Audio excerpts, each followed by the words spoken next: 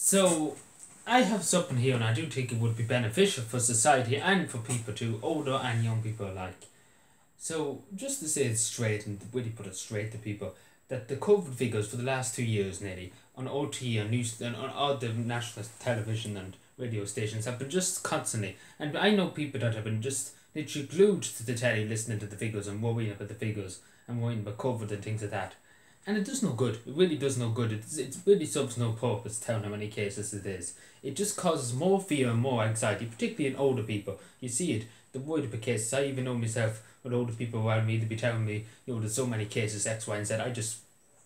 It doesn't really mean anything, cases. It doesn't really mean anything compared to deaths or whatever.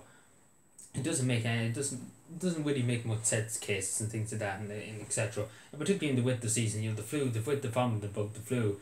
It's very hard. I don't know how you could determine what's what. Is it COVID or is it the flu or what is it? Again, that's the thing, and they're probably counting the flu along with it. Because again, some people have an only cold this time of the year. It's getting colder, and people have the only flu and again they're probably counting that as the COVID cases. Again, I don't have any evidence of that, but you know you have to think logically for a second, because OT and the media are not going to say it. We're not going to ask questions. But I do think it's beneficial for people's health. That the media just not bother to tell the cases anymore.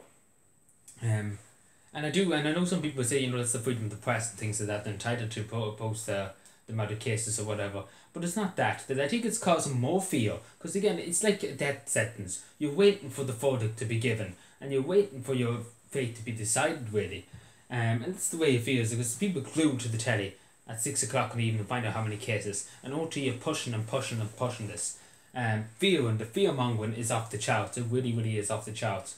And it's the fear that's killing people more now. Heart attacks, strokes. It's killing people. It really is killing people. Just the fear of what the media are talking about and what they're talking about and X, Y, and Z. It's just the fear, constant fear. I'm just saying, and then scapegoating too is a big thing in this country, blaming the unvaccinated, even though we know, there couldn't be 500 people in hospital unvaccinated. It couldn't be true. It really couldn't. And again, maybe I'm wrong. Maybe I'm totally wrong. But again, I know somebody who's doubly vaccinated, and they're in the hospital. They're still in the hospital. They're in the hospital. I don't know how they got it, or whatever they have. They have some kind of flu-like symptoms. And then the hospital for it, but they're not that seriously. Thankfully, they're not that seriously. They're only in an only bed.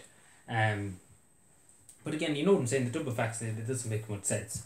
Even though the PCR tests, which was set the way, which the PCR tests really doesn't so much purpose compared to antigen testing or anything else. But we should really stop reporting it, because it's only causing fear and upset in society, and that's really all it is.